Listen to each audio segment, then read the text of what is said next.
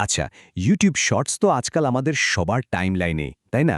কিন্তু কথা হচ্ছে নিজের বানানো শর্টসটা ভাইরাল হবে কিভাবে? ঠিক এই ব্যাপারটাই আমরা আজ দেখব। একেবারে গভীরে গিয়ে বুঝব ২০২৬ সালের ইউটিউব শর্টস অ্যালগরিদম কিভাবে কাজ করে আর কিভাবে একটা সাধারণ ভিডিওকেও ভাইরাল করে ফেলা যায়। চলুন তাহলে শুরু করা যাক। তো আমরা মোট ৫টা মূল বিষয় নিয়ে কথা বলবো।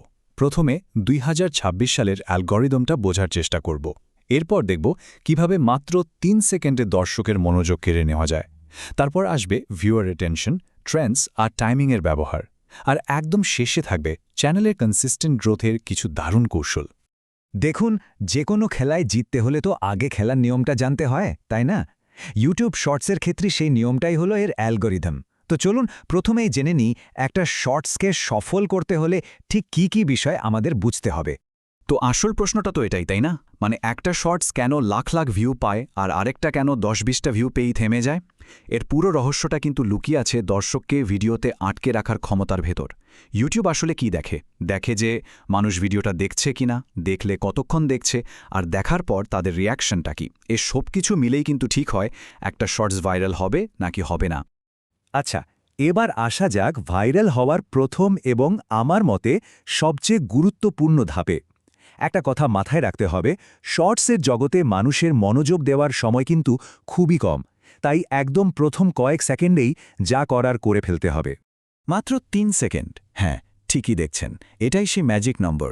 যখন কেউ আঙুল দিয়ে স্ক্রোল করতে থাকে, তখন আপনার ভিডিওর প্রথম ৩ সেকেন্ডই ঠিক করে দেবে সে কি ভিডিওটা দেখবে নাকি সোয়াইপ করে পরেরটায় চলে যাবে। এই ৩ সেকেন্ডকে তাই সবচেয়ে ভালোভাবে কাজে লাগাতেই হবে। এর জন্য দুটো খুব সহজ আর কার্যকর কৌশল আছে। এক, এমন কোনো প্রশ্ন বা তথ্য দিয়ে শুরু করা যা মানুষকে চমকে দেবে। ধরুন, আপনি কি জানেন যে এইভাবে। অথবা ২, ভিডিওর সবচেয়ে ইন্টারেস্টিং বা উত্তেজনাপূর্ণ অংশটার একটা ঝলক একদম শুরুতেই দেখিয়ে দেওয়া। এতে কি হয়, দর্শকের মনে একটা কৌতূহল তৈরি হয় আর তারা পুরো ভিডিওটা দেখার জন্য থেকে যায়।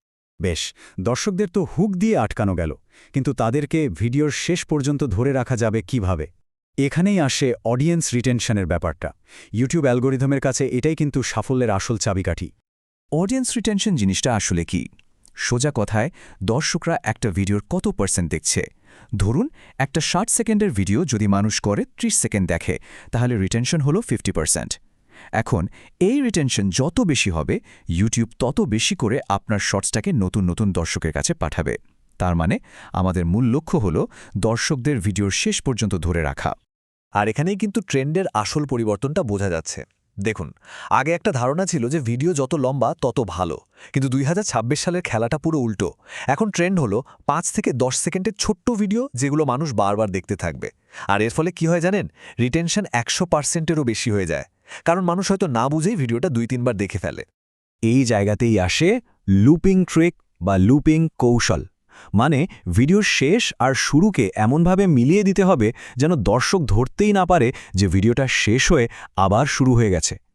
এই ট্রিকটা রিটেনশন বাড়ানোর জন্য অসাধারণ কাজ করে আর অ্যালগরিদমকে একটা সিগন্যাল দেয় যে এই কন্টেন্টটা খুবই এঙ্গেজিং।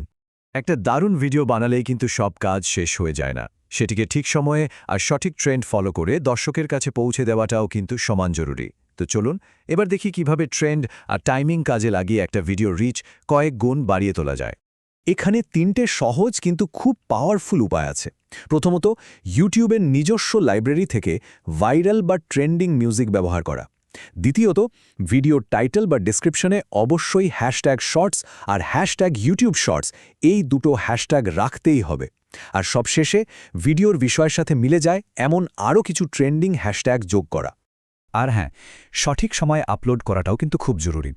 এই যে সময়সূচিটা দেখছেন, এটা কিন্তু বাংলাদেশের দর্শকদের অনলাইন অ্যাক্টিভিটির উপর ভিত্তি করে বানানো। যেমন সপ্তাহের কাজের দিনে দুপুর ১২টা থেকে ১টা, মানে লাঞ্চের সময়, প্রতিদিন সন্ধ্যা ৭টা থেকে ৯টা, যখন সবাই ফ্রি থাকে, আর শুক্র শনিবার সকাল ১০টা থেকে ১২টার মধ্যে আপলোড করলে সবচেয়ে বেশি দর্শকের কাছে পৌঁছানোর একটা ভালো সম্ভাবনা থাকে। একটা ভিডিও ভাইরাল হওয়া তো দারুণ ব্যাপার, কিন্তু লং টার্মে সাফল্য পেতে হলে কিন্তু কনসিস্টেন্সি বা ধারাবাহিকতার কোনো বিকল্প নেই। এই শেষ অংশে আমরা সেই অভ্যাসগুলো নিয়ে কথা বলবো যা একটা চ্যানেলকে ধীরে ধীরে কিন্তু নিশ্চিতভাবে বড় করে তোলে।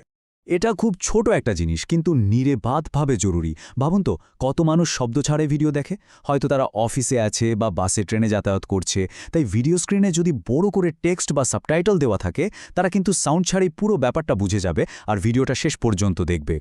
3 থেকে 5 এই নাম্বারটা একদম মাথায় গেঁথে নিতে হবে। চেষ্টা করতে হবে সপ্তাহে যেন কম করে হলেও 3 থেকে 5টা শর্টস আপলোড করা যায়, কারণ ইউটিউব অ্যালগোরিদম সবসময় তাদেরকেই এগিয়ে রাখে যারা নিয়মিত, যারা কনসিস্টেন্ট। এই কনসিস্টেন্সিটাই কিন্তু একটা চ্যানেলকে একটু একটু করে সাফল্যের দিকে নিয়ে যায়। তাহলে আমরা অ্যালগোরিদম বোঝা থেকে শুরু করে 3 সেকেন্ডের hook, audience retention, trend, timing আর কনসিস্টেন্সির গুরুত্ব সবই জানলাম। এখন প্রশ্ন হলো, এই সব শক্তিশালী কৌশলের মধ্যে কোনটা পরের ভিডিওতে সবার আগে ব্যবহার করা যেতে পারে?